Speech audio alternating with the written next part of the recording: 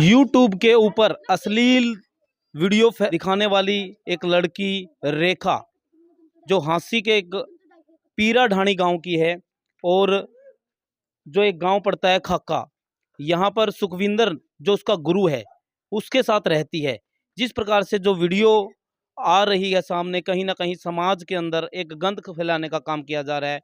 और हमने उनके गांव में भी गए जहां जहां की वो लड़की है, और उनके गांव वालों ने भी इस बात का विरोध किया कि इस प्रकार से जो गलत चीज़ें डाली जा रही हैं, जो समाज के लिए गलत है, गलत संदेश दिया जा रहा है। ऐसे सुखविंदर जो इसका गुरु है, जो इसमें पूरी सहायता कर रहा है, इस काम के लिए पूरी सहायता कर रहा है, उनसे पूरी जात जानेंगे आखिर वो जो वीडियो डाली जा रही है उनका मकसद क्या है, और जो रेखा है उससे भी जानेंगे। अंदर चलते हैं और पूरी तस्वीर दिखाएंगे।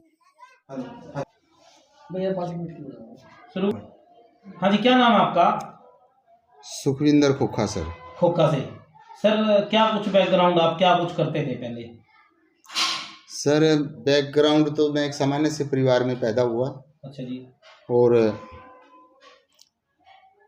पढ़ाई, मेरे बाप अनपढ़ हैं, लेकिन हम 3 भाई 1 बहन है। सभी को मेरे पापा ने अच्छी मेहनत करके पढ़ाई करवाई। मेरा बचपन से ही सपना था कुछ बड़ा करने का। गवर्नमेंट जॉब की तरफ मैंने कभी ध्यान नहीं दिया। अगर मैं मेरी एजुकेशनल क्वालिफिकेशन की बात करूं तो मैं MA और PGDT इन ट्रांसलेशन कर रखी है मैंने। और एजुकेशन की लाइन में मैंने 20 साल बिताए, 20 साल बच्चे पढ़ाए हैं, 1997 से लेकर 2017 तक। और इन 20 सालों में लगभग मैंने स्टूडेंट पढ़ाए होंगे 1 करोड़। अच्छा जी। तो किस माध्यम से आपने पढ़ाई, ऑनलाइन, ऑफलाइन या? ऑफलाइन। ऑफलाइन पढ़ाते प्राइवेट स्कूलों में? प्राइवेट स्कूलों में भी जाता था, मोटिवेशनल लेक्चर देता था। कहीं ऐसे स्थानों पे जाता था जैसे चिमनी भट्टे होते हैं, जहाँ बिहार से बाहर से लेबर आती है, यूपी से, उनके बच्चों की व्यवस्था नहीं होती, तो वहाँ पे 10-10, 15-15 दिन रुक के बच्चों को मैं पढ़ाता था। पब्लिकेशन का भी मेरा काम रहा है। यानी कुल मिला के हिंदी स्पीकिंग एरिया भारत का, जिसमें 9 स्टेट आते हैं इंक्लूड दिल्ली, 9 स्टेट में मैं घूमा हूँ। स्कूल कॉलेजों में, इंस्टीट्यूट्स में स्टूडेंट्स को कंपटीशन के लिए मोटिवेट भी किया है। 1997 से 2017 तक के 20 सालों में मैंने SSC, UPSC, banking, military, paramilitary, यानी कि सेंट्रल गवर्नमेंट या स्टेट गवर्नमेंट्स के एग्ज़ाम दिए हैं। 20 सालों में ये मानो कि नियर अबाउट मैंने एक साल के अगर 20 एग्ज़ाम भी लगाऊं तो 400 एग्ज़ामों की मेरी अटेंडेंस रही होगी, जिसमें से असफल में ज़्यादा रहा हूं। लेकिन जब कंपटीशन का मुझे पूरा एक्सपीरियंस हो गया तो फिर मैं जब पास होना शुरू हुआ तो फिर मैं उसके बाद किसी कंपटीशन एग्ज़ाम में फेल भी नहीं हुआ। मेरा लास्ट एग्ज़ाम था 2014 में, हिंदी अनुवादक, हिंदी प्राध्यापक, रजिस्ट्रार जनरल ऑफ इंडिया पद के लिए। उसमें भी मेरा जो फर्स्ट कैटेगरी में आती है हमारी अकॉर्डिंग टू कास्ट, तो उसमें मेरा SSC NWR मतलब north west region of India, जो हिंदी स्पीकिंग एरिया है, उसमें मेरा फर्स्ट रैंक था, यानी कि सबसे ज़्यादा मार्क्स थे मेरे। लेकिन इंटरव्यू में पिछड़ने की वजह से मेरा वहाँ पे सिलेक्शन नहीं हुआ। सपना छोटी मोटी जॉब का मेरा कभी नहीं था तो ये था कि मैं या तो प्राध्यापक लगूं। अच्छा जी। स्टाफ सिलेक्शन कमीशन के माध्यम से, वो प्राध्यापक जो IAS IPS को हिंदी की ट्रेनिंग देते हैं, लेकिन मैं वहाँ नहीं जा पाया। 2017 में घर में एक ट्रेजेडी हो जाती है। छोटे भाई ऑडिट विभाग में, उसकी पत्नी सुसाइड कर लेती है, और वो केस हमारा दर्ज हुआ ग्वालियर में, क्योंकि उसने ग्वालियर में सुसाइड किया था। भाई की पोस्टिंग ग्वालियर। 2 साल कोर्ट कचहरियों के चक्कर लगाए। फिर वो जब जेल से रिहा हुआ, बरी कर दिए थे जज साहब ने, वो कुछ दिन मेंटली डिस्टर्ब रहा। फिर उसका ट्रीटमेंट वगैरह करवाया, ठीक हुआ। फिर उसकी ज्वाइनिंग दोबारा से हो गई। उसके बाद लॉकडाउन वगैरह स्टार्ट हो गए, स्कूल कॉलेज बंद हो गए। तो मैं स्कूल कॉलेजों में जो मोटिवेशनल लेक्चर देने जाता था वो मेरे बंद हो गए। तो फिर मैंने उस लॉकडाउन के दौरान बाहर तो मैं जा नहीं पाया, तो हमारे गांव के ही जो गरीब तबके के बच्चे थे जो सरकारी स्कूल में जाते थे, उनको मैं घर घर जाके काम दे के आता था, इनकी पढ़ाई है वो बाधित न हो। स्पेशल हमारे गांव के सरकारी स्कूल के टीचरों ने मेरे को बोल भी रखा था कि आप इस गांव के एजुकेटेड पर्सन है तो बच्चों को थोड़ा सा संभालते रहें। उसी दौरान मैंने एक यूट्यूब पर चैनल स्टार्ट किया जिसका नाम रखा मैंने SRD खोखा। S का मतलब था सुखविंदर, R का मतलब रेखा और D का मतलब धरू। धरू मेरे बेटे का नाम है, रेखा मेरी पत्नी का नाम है।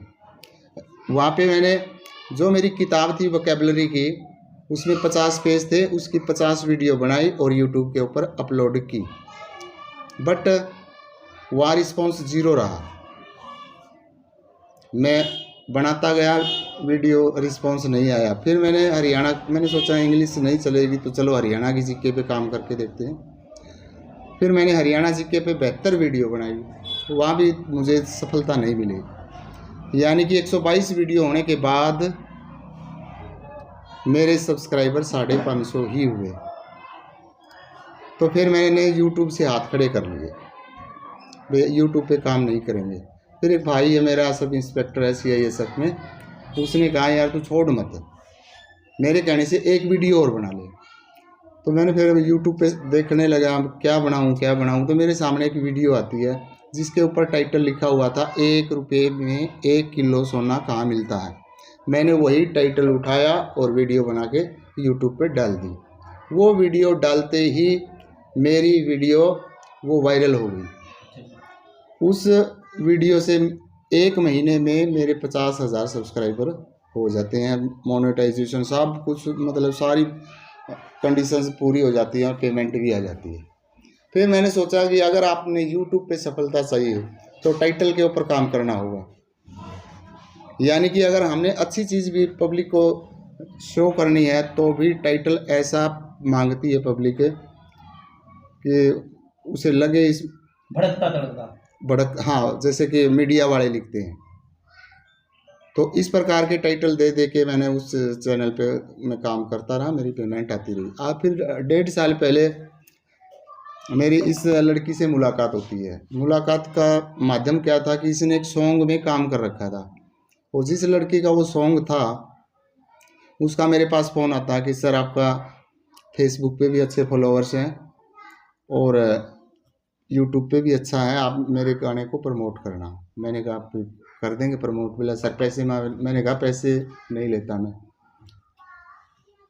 मैंने प्रमोशनल वीडियो बनाई उनकी, और उनकी वीडियो को मैंने कम्युनिटी वगैरह में डाल दिया। तो मैंने देखा यार ये लड़की, इतनी सिंपल सी लड़की ने सॉन्ग में ले रखी है, क्योंकि मैंने इतनी हल्की लड़की किसी गाने में देखी ही नहीं थी। तो मैंने सोचा इस लड़की का सॉन्ग है कहीं ना कहीं, और ये सॉन्ग के लाइन में तो कामयाब बड़ी मुश्किल होगी। तो मैंने उससे पूछा भाई ये लड़की कहाँ की है। उसने कहा हंसी की। मैंने कहा नंबर, उसने नंबर दे दिया। मैंने इससे बात की, माँ भाई कहाँ से है? बोला ढाणी पीर वाली से। माँ किसकी? बलवान की। माँ रामफल में जाना है? बोली जानू रामफल में। तो माँ ठीक है, मैं 1-2 दिन में आपके घर आऊँगा। मैं इनके घर गया, इनके घर वालों से मैंने बात की। इसके पापा उस दिन थे नहीं, इसकी माँ थी, इसकी सिस्टर थी और ये थी, भाई थे। तो फिर मैंने कहा एक चक्कर और लगाऊंगा मैं, पहले आपके पापा से मिलके फिर आगे का डिसीजन लेते हैं। फिर दोबारा गया, इसके पापा से मिला। तो इनके पापा ने कहा भाई देखो इधर उधर बैग उठाए घूमना मुझे भी अच्छा नहीं लगता। भाई आज उस कलाकार के पास जा रही है, आज वहाँ पे गई, आज वहाँ पे गई, और आप बोला मास्टर जी आए हैं तो आप इस लड़की को मतलब आप कामयाब करो, आपके पास ये काम कर लेगी, मुझे आप पर पूरा भरोसा है, आप इसको कामयाब करेंगे। और साथ में मैं एक बात मैंने भी कही, भाई अगर मेरे साथ काम करेगी तो सिर्फ मेरे साथ ही काम करेगी, काम आपको मैं दूंगा। अगर मैं काम न दूं तो आप मुझे छोड़ सकती हैं, लेकिन काम क्योंकि मैं अगर चैनल चलाऊंगा तो मैं परमानेंट ही काम करूंगा।